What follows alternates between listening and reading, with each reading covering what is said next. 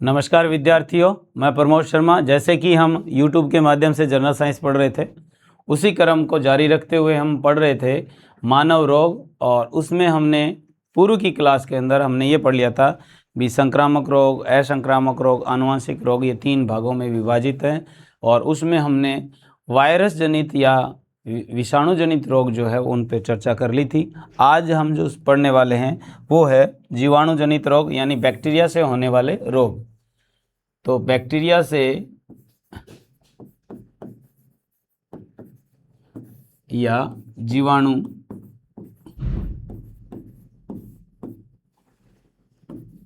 से होने वाले रोग,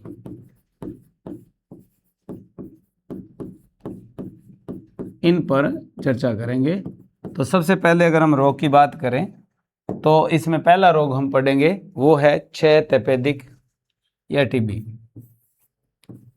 क्षय बोल दो, तपेदिक बोलो या टीबी का एक ही बात है, ये पर्यायवाची एक दूसरे के। क्षय तपेदिक या टीबी।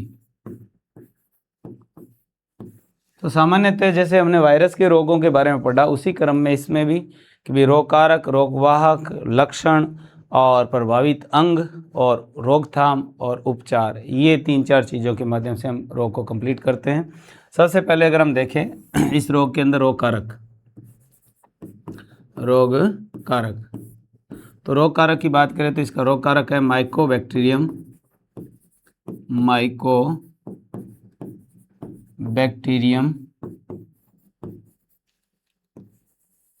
ट्यूबरोक्लोरोसिस,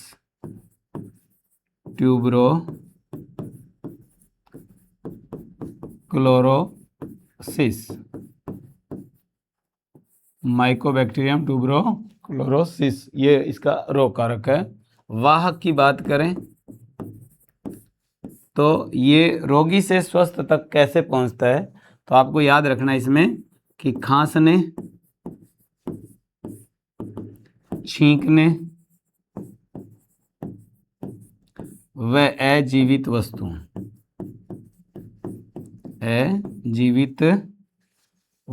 से।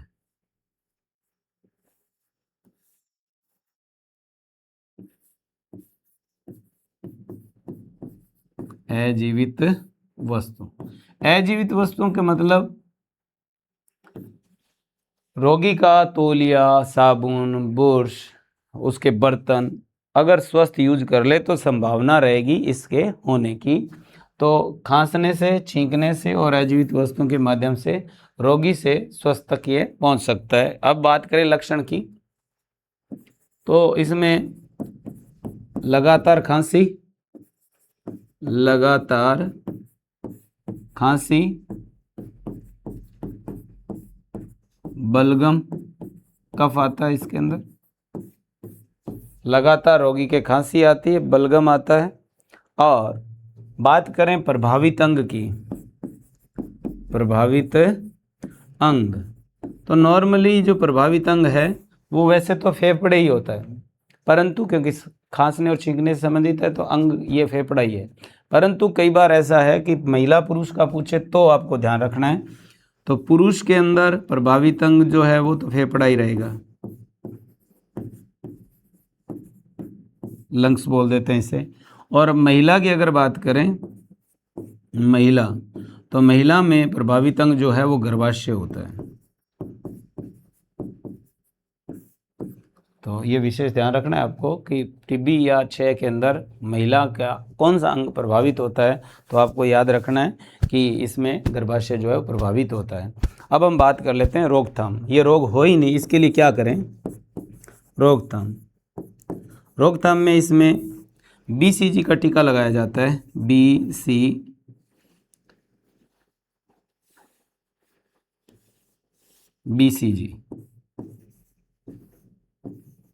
BCG की बात करूं तो पूरा नाम याद रखना है इसका, बेसिलस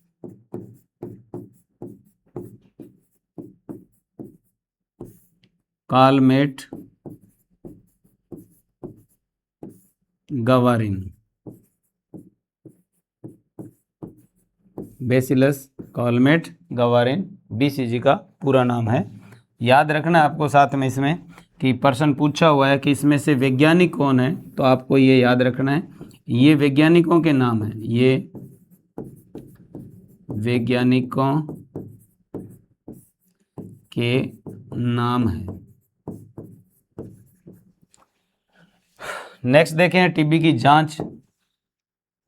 जांच की बात करें तो टीबी की जांच के लिए टेस्ट होता है, उसका नाम है हिफ टेस्ट। हिफ टेस्ट ये टीबी की जांच में काम में लिया जाता है, हिफ टेस्ट बोलते हैं इसे। और इसी तरह से उपचार की बात करें तो उपचार के अंदर WHO ने एक अभियान चलाया था, और उस अभियान को आपको याद रखना है कि WHO ने जो अभियान चलाया उसके अंदर तो वो उपचार के अंदर आ जाता है। और WHO ने जो उपचार अभियान चलाया वो कहलाता है डॉट्स।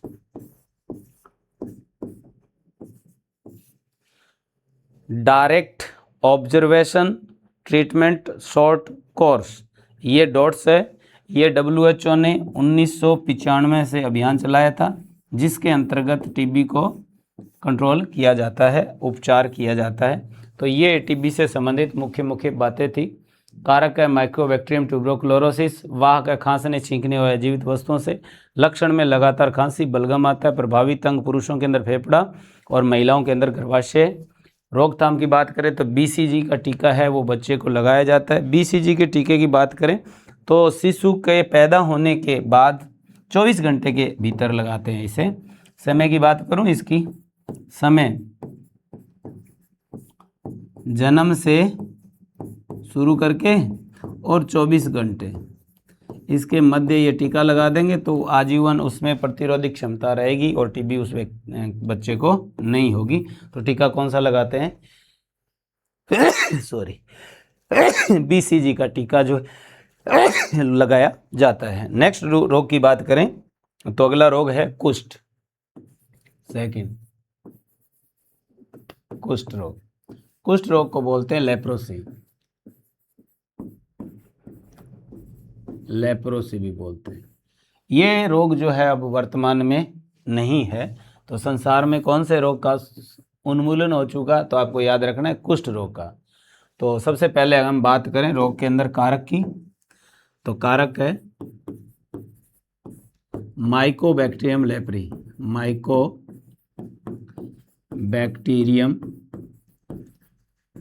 लेप्री। दूसरा, इसमें लक्षण की बात करें तो सबसे पहले इस रोग के अंदर लक्षण में शरीर पर संवेदनाहीन चकत्ते बनते हैं, यानी निशान बनता है त्वचा के ऊपर। बाद में फफोला, और उसके बाद में उसी जगह पर अंग गल जाता है, अंग गलना। ये छूत का भयंकर रोग था। इसमें हवा के संपर्क से भी अगर रोगी है और उसके हवा की चल रही है उसकी साइड से स्वस्थ को, तो भी इसमें रोग होने की संभावना बताते हैं, हो जाती थी। और पुराने राजा महाराजाओं की कहानियों में जो वो रोग बोलते थे ना, कोड, वही रोग है ये कुष्ठ। माइकोबैक्टीरियम लेप्री से हुआ। लक्षण है शरीर पर संवेदनाहीन चकत्ते और फफोले और अंग गलना। चिकित्सा की बात करें तो चिकित्सा में क्या किया जाता है, मल्टी ड्रग थेरेपी दी जाती है, जिससे शॉर्ट में MDT कहते हैं, MDT यानी मल्टी ड्रग थेरेपी।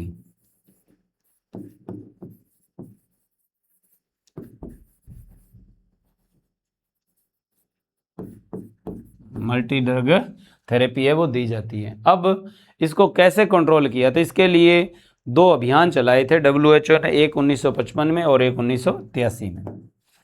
अभियान की बात करूं तो अभियान आपको याद रखना है। इसमें अभियान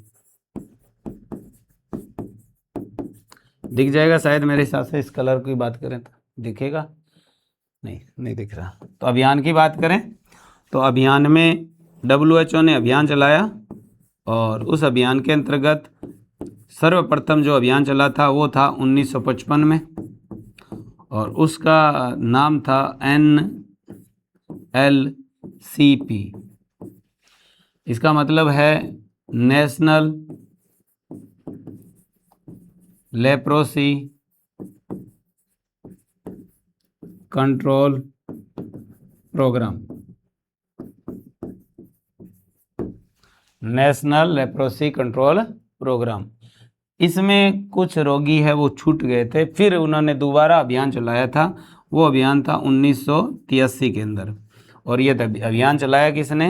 WHO ने, वर्ल्ड हेल्थ ऑर्गेनाइजेशन, विश्व स्वास्थ्य संगठन, इसके द्वारा चलाया गया था। और इसमें जो आया अभियान दूसरा वो थी NLEP, यानी इस अभियान का अगर नाम देखें तो पूरा नाम बनेगा नेशनल लेप्रोसी इराडिकेशन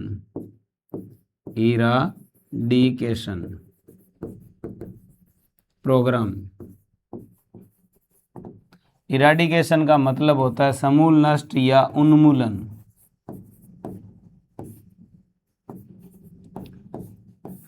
इसके माध्यम से ये रोग जो है वो पूरी पृथ्वी से ही खत्म हो गया, जो 1983 में। अभियान अच्छे से याद रखना है आपको। तो कुष्ठ रोग की बात करें, माइकोबैक्टीरियम लेप्री इसका रोग कारक है, और लक्षण में शरीर पे संवेदनाएं चकते बनते हैं, फिर वहाँ फफोला बनेगा, फिर वो अंग गल जाएगा, वो फूट के। चिकित्सा में MDT मल्टी ड्रग थेरेपी जो है वो की जाती है। अभियान की बात करें तो 2 अभियान थे WHO ने चलाए, NLCP NLEP, national leprosy control programme और national leprosy eradication programme. Next तीसरे रोग पे चलें, हैजा। तीसरा रोग है हैजा, मोस्ट इम्पोर्टेंट रोग है, अच्छे से याद रखोगे, बहुत बार एग्जाम्स के अंदर आया हुआ है ये मोस्ट इम्पोर्टेंट। ये ज़्यादातर तो उसमें पूछा जाता है निम्न में से वायरस जनित रोग नहीं है, वहाँ उत्तर आपको मिलेगा हैजा। हैजे की अगर हम बात करें तो ये रोग जो है उसका कारक की बात करें, वाइब्रियो कोलेरी जो कारक है वो है इसका कारक, वाइब्रियो कोलेरी इसका रोग कारक। वाहक की बात करें तो हैजा जो है उसका वाहक होता है घरेलू मक्खी, और घरेलू मक्खी को वैज्ञानिक नाम भी आपको याद रखना है, घरेलू मक्खी का आया हुआ है एग्जाम्स के अंदर। घरेलू मक्खी को बोलते हैं मस्का डोमेस्टिका, मस्का डोमेस्टिका घरेलू मक्खी का वैज्ञानिक नाम है, और ये वाहक है हैजा का। मार्केट से जो भी चीज़ खाद्य सामग्री बगैर ढकी हुई हम यूज करते हैं खाद्य सामग्री, तो संभावना रहती है हैजे होने की, और घरेलू मक्खी जो है वो इसका वाहक है एक्चुअल में। और लक्षण की बात करें तो उल्टी और दस्त जो है वो इसके सिम्टम आते हैं। लक्षण, उल्टी होगी रोगी को और लूज मोशन भी हो जाएंगे, तो ये जो है वो मुख्य लक्षण के अंदर आता है हैजे में। तो कहने का मतलब खाना पीना पचेगा नहीं उसका। और प्रभावित अंग की बात करूं, प्रभावित अंग, तो प्रभावित अंग इसके अंदर आती है छोटी आंत, छोटी आंत। उपचार की बात करें, रोग होने पर क्या क्या करते हैं, तो ORS का घोल पिलाते हैं, ORS का घोल होता है, सरकार की तरफ से ये जो है फ्री ऑफ कॉस्ट भी वितरित किया जाता है। ORS का ओरल रिहाइड्रेशन सॉल्यूशन बोलते हैं इसको, ओरल रिहाइड्रेशन सॉल्यूशन, ORS है वो पिलाया जाता है। ये हैजा है, वाइब्रियो कोलेरी से होता है, घरेलू मक्खी इसका वाहक है, उल्टी दस्त इसमें लक्षण आते हैं। प्रभावित अंग जो है वो कौन है, तो आपको याद रखना है प्रभावित अंग है वो छोटी आंत है, और ये घरेलू मक्खी का वैज्ञानिक नाम है, ये भी आपको याद रखना है, मोस्ट इंपॉर्टेंट है ये। नेक्स्ट चौथे रोग की बात करें तो रोग है डिफ्थीरिया, डिफ्थीरिया। रोग कारक की बात कर ले, सबसे पहले कारक में है कोरिनोबैक्टीरियम डिफ्थेरी, कोरिनोबैक्टीरियम डिफ्थेरी, ये इसका रोग कारक है। प्रभावित अंग की बात करें तो श्वास नली और गला, प्रभावित अंग, तो प्रभावित अंग में इसमें आएगा श्वास नली और गला जो है वो प्रभावित होता है इस रोग के अंदर। इसी तरह से अगर हम देखें रोकथाम में, रोकथाम का मतलब ये हुआ कि रोग हो ही नहीं, उसके लिए क्या करें। तो रोकथाम में टीका लगता है एक डीपीटी का, डीपीटी का। तो डीपीटी क्या होता है सुनिए। तो हम इसको देखेंगे, डी का मतलब होता है डिफ्थीरिया, डिफ्थीरिया। पी का मतलब होता है पर्टूसिस,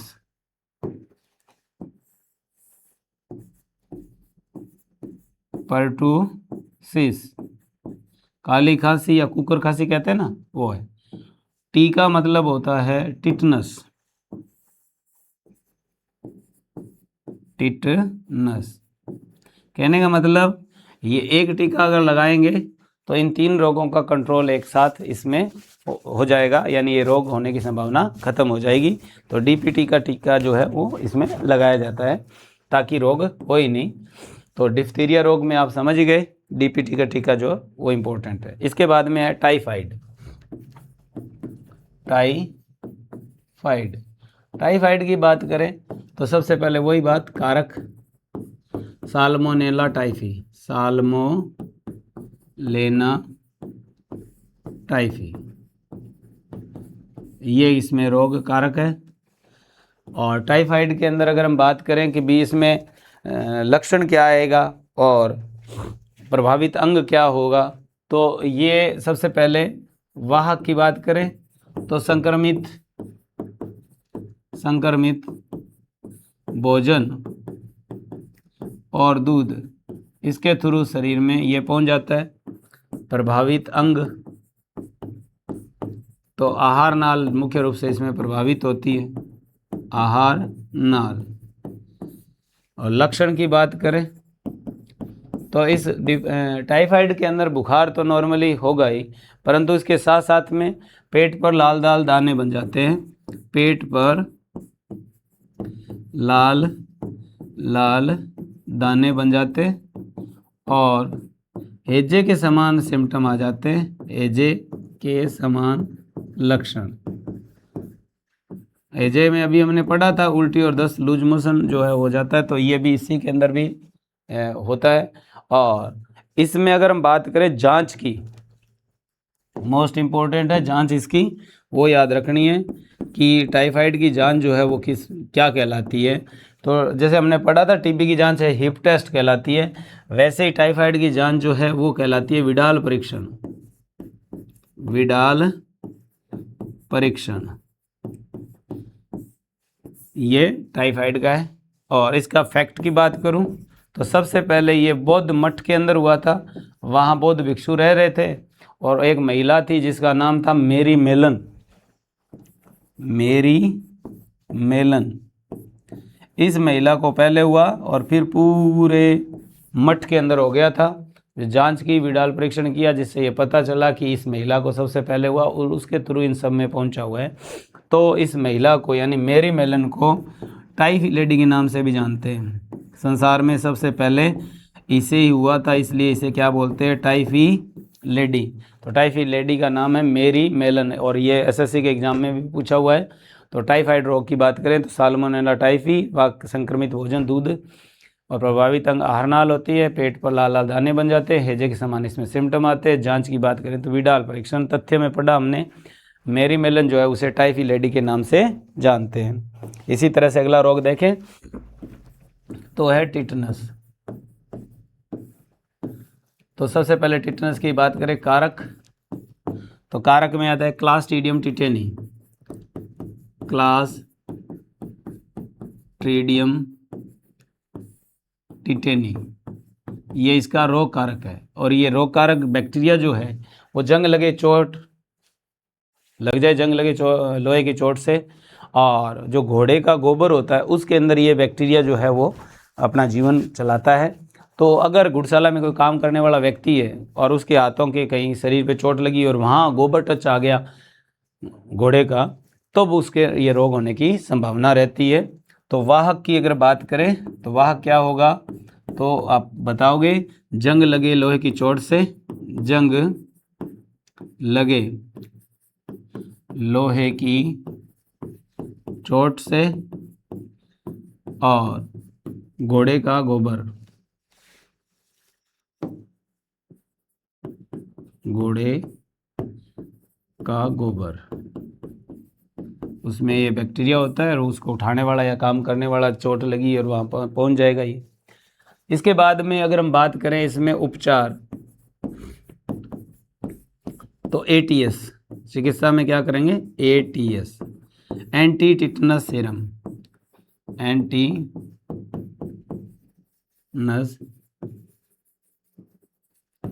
टिटनस सीरम जो है इसमें लगाई जाती है, जिससे फिर ये रोग होने की संभावना खत्म हो जाती है।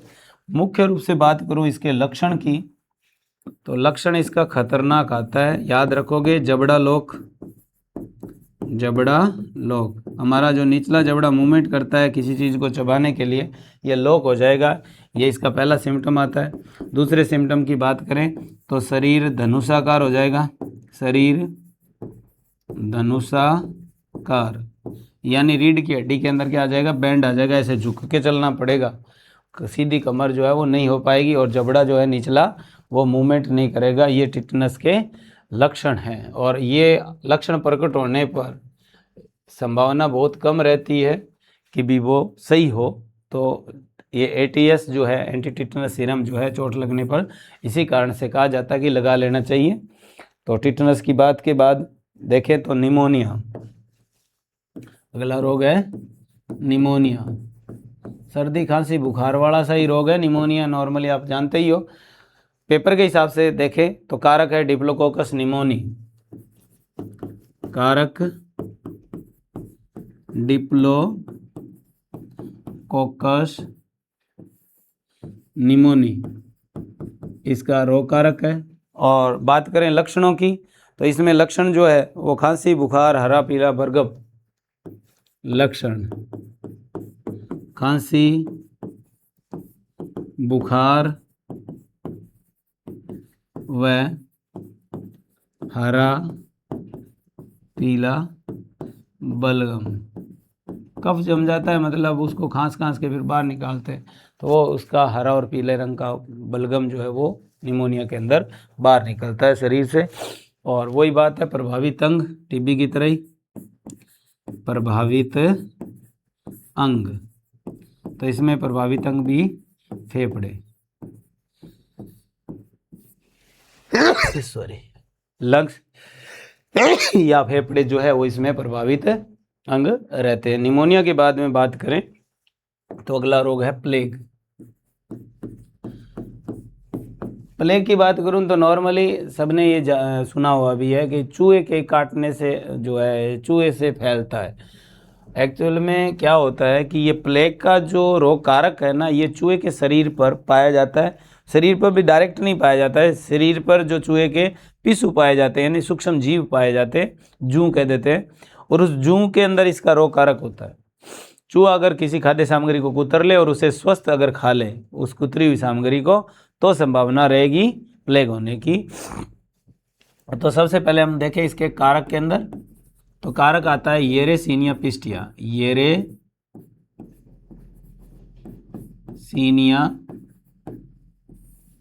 पिस्टिया, ये इसका रोग कारक है। वाहक की बात करूं तो इसका वाहक है चूहा, तो हम इसमें साथ में लिख देंगे इसके शरीर पर पाए जाने वाले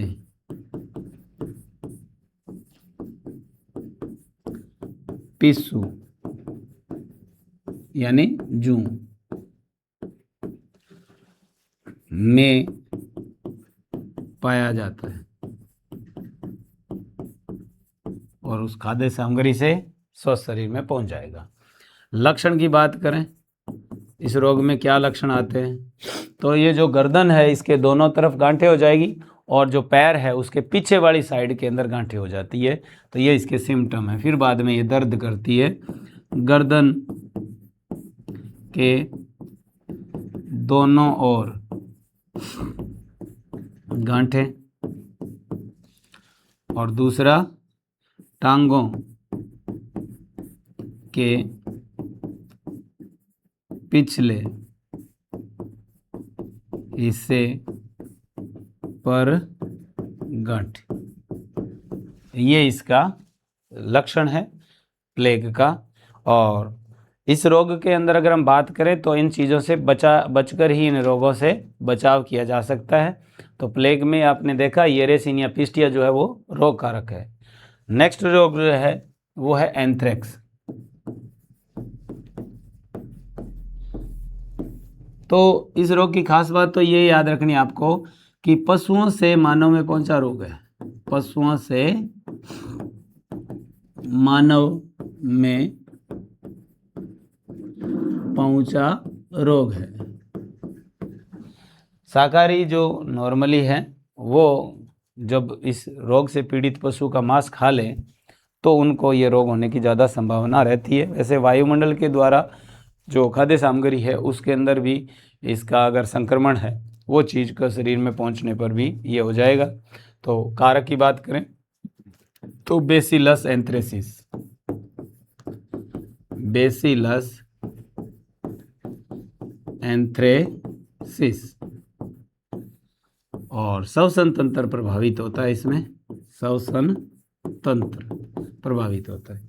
तो ये तो थे बैक्टीरिया से होने वाले मुख्य रोग। इसके अलावा अगर हम देखें तो कुछ ऐसे रोग भी हैं जो सिर्फ नाम से ही पहचाने जाएंगे, उनके ज़्यादा कारक उनकी पर अपने को फोकस नहीं करना है। जैसे अगर हम बात करें तो एक रोग आता है काली खांसी।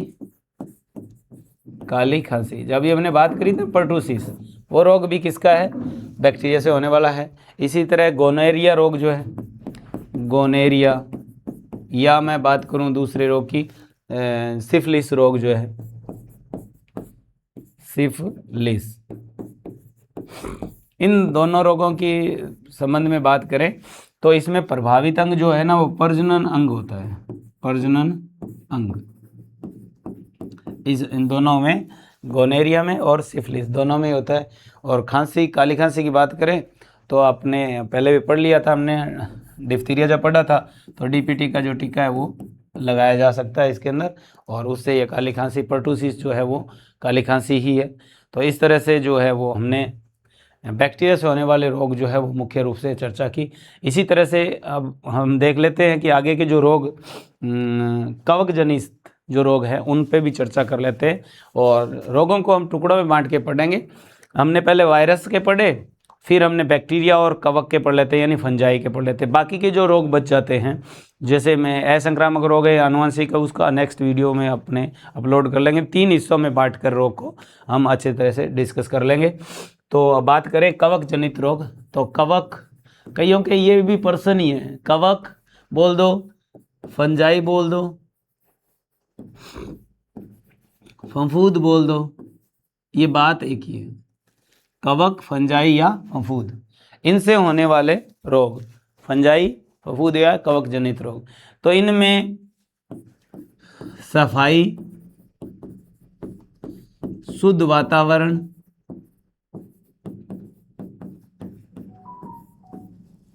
ये अगर रखा जाएगा तो ये रोग जो है वो बहुत कम चांसेस रहते हैं कि वो हो। तो इनसे अगर हमने सफाई नहीं रखी, शुद्ध वातावरण नहीं है, तो ये रोग होने की संभावना ज़्यादा रहती है। सबसे पहला जो रोग है वो है अस्थमा। इसके अंदर पहला रोग कौन सा है, अस्थमा, या इस रोग को हम बोलते हैं दमा, अस्थमा या दमा। इस रोग की बात करें तो इस रोग का कारक है एस्परजीलस, एस्परजीलस फ्यूमिगेट्स, फ्यूमिगेट्स। तो देखिए इस रोग की बात करूं तो ये जो हमारा फेफड़ा है, इन फेफड़ों के अंदर ये रोग कारक या ये कवक जो है वो पहुंच जाता है। फिर ये हमारे शरीर की अगर प्रतिरोधी क्षमता कम है तो ये फेफड़े के अंदर जो है अपना जाल बना लेगा और सांस को अवरुद्ध कर देगा, सांस मुंह खोल खोल के लेना पड़ेगा, सांस में तकलीफ होगी, इसे अस्थमा या दमा कहते हैं।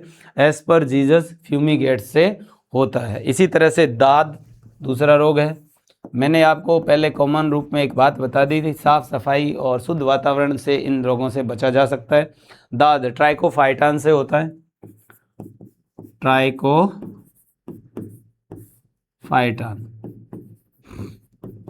ये दाद का कारक है। इनमें कारक पे फोकस रखना है, साथ में पेपर में आपको ये जो रोग कारक है ना, इनको अच्छे से याद रखना है यहाँ, और कोई चीज़ इसमें कवक से जनित रोगों में नहीं पूछ सकते। दाद के बाद में अगर हम बात करें खुजली, तीसरा रोग है खुजली, तो इनमें रोग कारक पर ही फोकस रखना है आपको। इसका जो रोग कारक है वो है अगेरिकस, अगेरिकस स्केबिज, स्केबिज, ये इसका रोग कारक है। दाद का है ट्राइकोफाइटान, एस्परजीलस फ्यूमिगेट्स जो है वो अस्थमा या दमा का है। इसी तरह से गंजापन जो है वो भी एक रोग है, आनुवंशिकता के कारण भी होता है, कई विटामिन की कमी से भी हो जाता है, परंतु कहीं कहीं ये कवक से भी होता है, और उस कवक का नाम है टीनिया कैपिटिस, टीनिया कैपिटिस। तो टीनिया कैपिटिस से गंजापन, और एक होता है एथिल फुट, एथिल फुट यानी हाथी पाँव भी बोल देते हैं इसे, और टीनिया पेडिस से होता है ये, टीनिया पेडिस। तो ये थे हमारे कवक या फंजाई या फंफूस से होने वाले रोग। आज की क्लास के माध्यम से हमने बैक्टीरिया और कवक जनित रोग है वो पढ़े। कल हम प्रोटोजोआ से संबंधित रोग है, अमीबा से होने वाले रोग है, और असंक्रामक रोग जो है उनको भी हम इसके साथ साथ में डिस्कस कर लेंगे। फिर आनुवंशिक रोगों पर हम चलेंगे। तो इस तरह से हम 3 वीडियो के माध्यम से ही जो है वो रोग पूरा पढ़ेंगे। लगातार कंटिन्यूटी जो है, टेक्निकल कारण से क्लासेज जो है वो मैं लगातार नहीं दे पाया, अब आपके लगातार क्लासेज जो है वो उपलब्ध हो जाएगी। धन्यवाद सभी का।